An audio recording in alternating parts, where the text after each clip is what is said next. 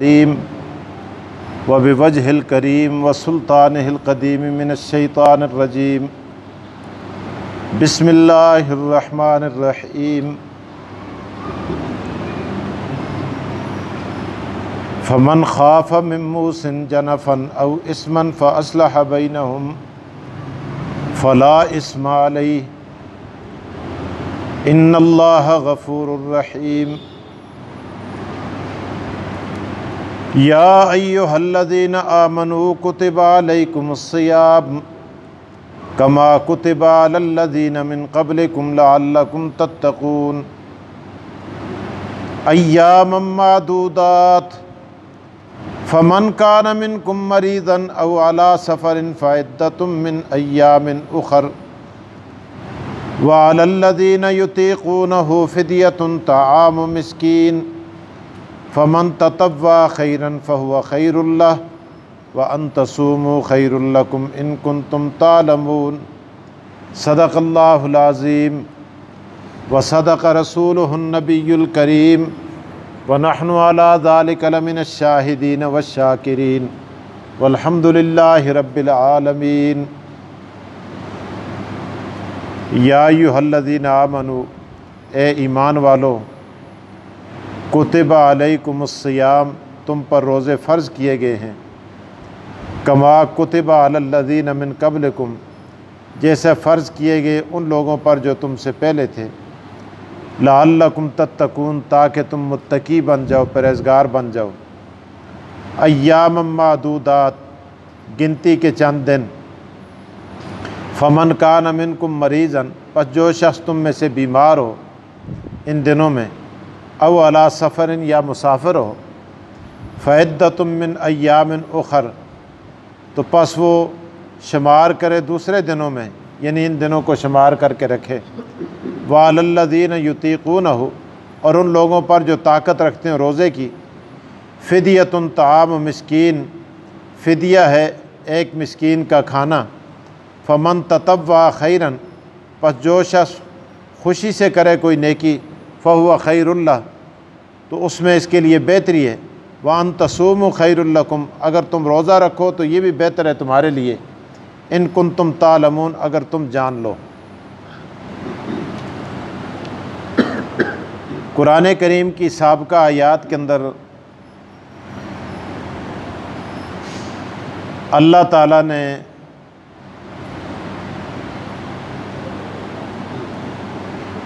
वसीयत का ज़िक्र फरमाया है, जैसा कि आपने कुछ तफसीलात उसकी सुनी है।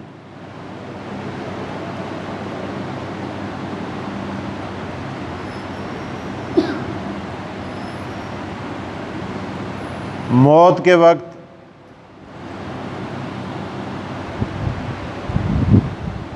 वसीयत करके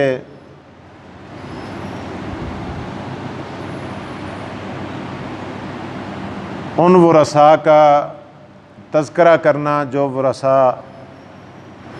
उस वक्त तरके से महरूम समझे जाते थे, लेकिन आगे चूँकि कुरान करीम की आयत के अंदर वालिदैन के लिए और करीबी रिश्तेदारों के हिस्से मुतय्यन कर दिए गए, तो अब ये वसीयत करना कोई ज़रूरी नहीं है, बल्कि कुरान करीम की इस आयत से चंद और मसाइल सामने आते हैं कि बाज़ दफ़ा बाज़ वसीयत करने वाले अपने बाज़ वारसों को वसीयत की वजह से महरूम कर देते हैं। जैसे कुरान करीम ने इरशाद फरमाया, फ़मन खाफ़ मिन मूसिन जनफन औ इस्मन, तभी मैलान की वजह से या वो जानबूझकर गुनाह करते हैं, अपने किसी वारिस को, बेटी को, बहन को जायदाद से महरूम कर देते हैं, तो ये बहुत बड़ा गुनाह है। और कुरान करीम ने कहा फ़अस्लह बैनहुम, ऐसी वसीयत का नाफज करना कोई ज़रूरी नहीं है। ऐसी वसीयत अगर की जाती है तो उसकी इस्लाह की जाए। फला इस्मा अलई, अगर कोई आदमी इस्लाह करता है जो जिसको गवाह बनाया है, बिठा कर कहता है भाई तू गवाह है, कहीं ऐसा ना हो कि मेरी फ़लाँ बेटी कल मेरे बेटों को तंग करे और उससे हिस्सा ले ले, देख मैं तुझे गवाह बना के कहता हूँ मैंने इसको मारूम कर दिया है, मेरी जायदाद में इसका कोई हिस्सा नहीं है। तो ऐसा गवाह भी नहीं बनना चाहिए। आजकल तो सबसे बड़े गवाह पटवारी होते हैं जो अपने कलम के साथ ऐसे वो रसा को बैठकर पैसे लेकर घर में आकर चार दीवारी के अंदर बैठकर आप उनको पैसे दें, वो कहते हैं जी बिल्कुल पता ही नहीं चलेगा, इंशाअल्लाह किसी को कानो कान खबर भी नहीं होगी। साहब ये कैसी बात है, आप हमारी खिदमत करें, हम आपकी खिदमत नहीं करेंगे। जायज़ काम आप अगर पटवारी से कराएं ना, सवाल ही पैदा नहीं होता। आप चक्कर पे चक्कर लगाते रहें, पटवारी काम करने का नाम नहीं लेगा। लेकिन जब आप उसका जेब गर्म करें, मुट्ठी गर्म करें, तो वो घर में आकर आपका काम करेगा, इंतकाल आपको घर में पहुंचा दिया जाएगा।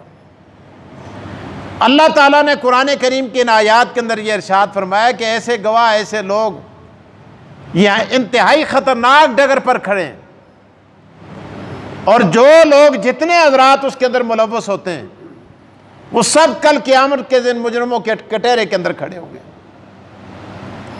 और सबसे बड़ा वो बाप जालिम होगा कि जो बाप अपनी बेटियों को विरासत से महरूम करके जा रहा है अपने बेटों की खातिर। और हुजूर अलैहिस्सलाम का इरशाद है, आप सल्लल्लाहु अलैहि वसल्लम की हदीस है, मिशकात में भी मौजूद है, आपने इरशाद फरमाया उस आदमी से बड़ा बदबख्त कोई नहीं, उस आदमी से बड़ा खसारे और नुकसान में कोई नहीं जो दूसरे की दुनिया के लिए अपनी आखिरत तबाह कर देता है, अपनी कब्र को बर्बाद कर देता है। दूसरे की दुनिया बना रहा है, बेटों की दुनिया बनाने के लिए, उनको आबाद करने के लिए बेटियों से विरासत छीन कर अपने बेटों को दे रहा है, गोया अपनी कब्र उसने बर्बाद कर ली। आज तो हम समझते हैं, हम कमाल समझते हैं, और जी फलाना बड़ा डड है, उसने फलानी दी इतनी ज़मीन खस के आपत अलग की दी है, कोई बोल रखता है उस तर। आज इसको बहुत बड़ी ताकत कहा जाता है, लेकिन इस डडयाई का, इस ताकत का कल क़यामत के दिन पता चलेगा। आका दो जहां सल्लल्लाहु अलैहि वसल्लम ने इरशाद फरमाया, हुजूर अलैहिस्सलाम की हदीस, आका दो जहां सल्लल्लाहु अलैहि वसल्लम इरशाद फरमाते हैं, मिशकात शरीफ की हदीस है, अन याली बिन मुर्रा क़ाल समिअतु रसूलुल्लाह सल्लल्लाहु अलैहि वसल्लम यक़ूल। सनद बयान करने के बाद फरमाया समिअतु रसूलुल्लाह सल्लल्लाहु अलैहि वसल्लम, मैंने आका दो जहां मोहम्मद रसूलुल्लाह सल्लल्लाहु अलैहि वसल्लम से ये बात सुनी है। यक़ूल, वो फरमाते थे, हुजूर ने क्या इरशाद फरमाया? फरमाया मन अखज़ अर्ज़न बिग़ैर हक़्क़िहा, किसी शख्स ने किसी की ज़मीन बग़ैर हक़ के ले ली, छीन ली, या कोई हिला करके, बहाना करके, या कोई चक्करबाजी करके उस जमीन को अपने नीचे दबा लिया। अल्लाह अकबर। हुजूर अलैहिस्सलाम ने इरशाद फरमाया कल्लफ़ा अन यहमिला तुराब हल महशर, कि कल क़यामत के दिन उसकी मट्टी, उस जमीन को अल्लाह तबारक व तआला बढ़ाकर चढ़ाकर इसकी पुष्ट पर लाद देंगे, और जितने वो जमीन होगी उस मट्टी को वो खींच रहा होगा, हाँक रहा होगा, अल्लाह पाक उस पर लाद रहे होंगे मैदान महशर में। और एक और हदीस के अंदर इन्हीं से रवायत है, आका दो जहां सल्लल्लाहु अलैहि वसल्लम ने इरशाद फरमाया, आज जिसको हम बड़ा कमाल समझते हैं, हुजूर अलैहिस्सलाम ने फरमाया अय्युमा रजुलन ज़ालम शिब्रम मिनल अर्ज़, किसी शख्स ने जुल्म के साथ अपने भाई की एक बाली जमीन को दबोचा, अपने कब्जे में लिया, हुजूर अलैहिस्सलाम ने इरशाद फरमाया कल्लफ़हुल्लाहु अज़्ज़ा व जल अन यग़फ़िरहु हत्ता यबलुगा सबईन अर्ज़ीन। हुज़ूर अलैहिस्सलाम ने इरशाद फरमाया क़यामत के दिन उस ज़मीन को खोदने के अंदर अल्लाह तबारक व तआला उसको लगा देंगे और वो खोदना शुरू कर देगा, हत्ता कि उसको खोदते खोदते 7 ज़मीनों के अंदर चला जाएगा। यानी इतना उसको डबो दिया जाएगा, ज़मीन के अंदर अल्लाह तबारक व तआला दसा देंगे। और आगे फिर इरशाद फरमाया सुम्मा युतव्विकूनहु इला यौमिल क़ियामा हत्ता युक़ज़ा बैनन नास। फिर उसका तोक बनाकर इतनी भारी भरकम ज़मीन अल्लाह पाक उसके गले में डाल देंगे। अल्लाह अकबर। यहां तक कि लोगों का फैसला हो जाएगा, जन्नती जन्नत में चले जाएंगे, जहन्नमी जहन्नम में। ये वो ज़मीन लेकर इसके गले में डाली हुई होगी और उसको लेकर मैदान महशर के अंदर फिर रहा होगा। आज बड़ा खुश होता है कि जी बड़ा कमाल करता हूं, फलां का प्लाट मैंने गस्ब कर लिया, फलां की ज़मीन गस्ब कर ली, फलां की जायदाद गस्ब कर ली। आप बताएं कि एक बालिश और जो पूरी की पूरी जायदाद अपनी बेटियों की या अपनी बहनों की हड़प करके दुनिया से रुखसत हो जाता है, कल क़यामत के दिन उसके साथ क्या होगा।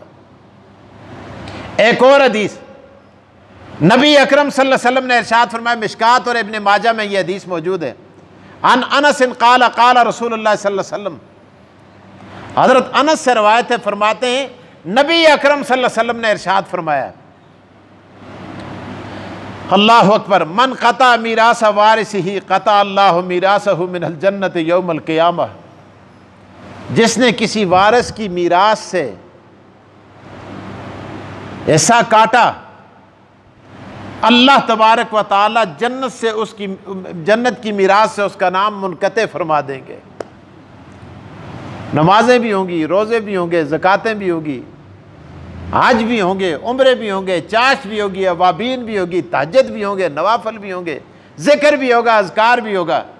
लेकिन अगर किसी वारिस को महरूम करके दुनिया से चला गया, अल्लाह के रसूल सल्लल्लाहु अलैहि वसल्लम ने इरशाद फरमाया जन्नत के अंदर उसकी मीरास होगी। कैसे मीरास होगी? जन्नत के अंदर वारिस काफिर तो नहीं बनता, मुसलमान बनता है ना। गालियां देने से, शराब पीने से, जिना करने से, बदकारी से तो वारिस नहीं बनता। जन्नत का वारिस कब बनता है? जब नमाजें पढ़ता है, नमाजी है ना। जन्नत का वारिस कब बनता है? जब तिलावत करता है।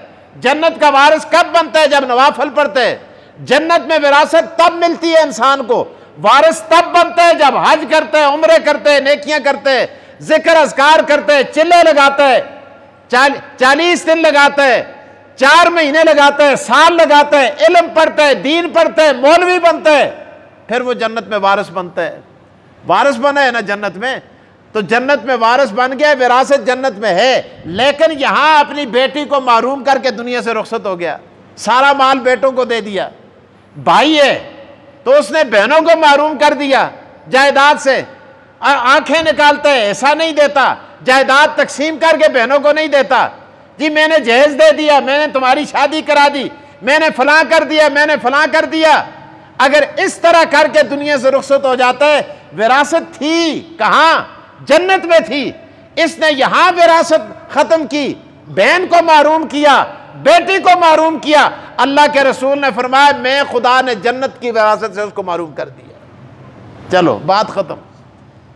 आकाए दो जहां मोहम्मद रसूलुल्लाह सल्लल्लाहु अलैहि वसल्लम से बढ़कर किसी की बात सच्ची हो सकती है? आज हीले बहाने किए जाते हैं, जिन बहानों के साथ विरासत से बच्चियों को, बहनों को महरूम किया जाता है, और मुख्तलिफ किस्म के बहाने। बाज़ दफ़ा कत्ल कर दिया जाता है, जिसके नाम जायदाद होती है।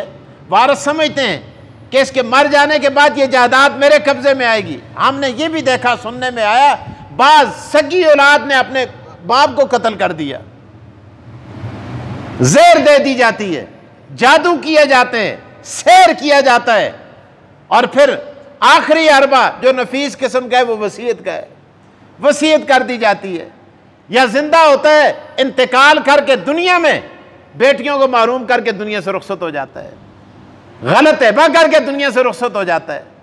बहरहाल ये सारी चीजें तो कुरान करीम ने, चूंकि हमारे हालात का पता था, अल्लाह तबारक व तआला ने यहां भी इरशाद फरमाया फरमाया फमन खाफ मिन मूसिन जनफन औ इस्मन फअस्लह बैनहुम फला इस्मा अलैहि। फमन खाफ मिन मूसिन, अगर खौफ व वसीयत करने वाले से जनफन तरफदारी का, औ इस्मन या गुनाह का, फअस्लह बैनहुम फला इस्मा अलैहि, इस्लाह की जाए इनके दरमियान तो कोई गुनाह। पटवारी कहे भाई मैं ऐसे इंतकाल नहीं करता, हाजी साहब माजरत खा हूँ। तहसीलदार कहे और मौलवी साहब मैं माजरत खा हूँ। अर्ज़ नवीस कहे कि भाई साहब मैं माजरत खा हूँ, मुझे ऐसे पैसों की ज़रूरत नहीं। मौलवी साहब जो गवाह बने हुए वो कहें जी मैं माजरत खा हूँ, मुझे ऐसे पैसों की ज़रूरत नहीं। गवाह गवाही न दें, लिखने वाले न लिखें, इंतकाल करने वाले इंतकाल न करें, ऐसे मामले में तायीद न की जाए।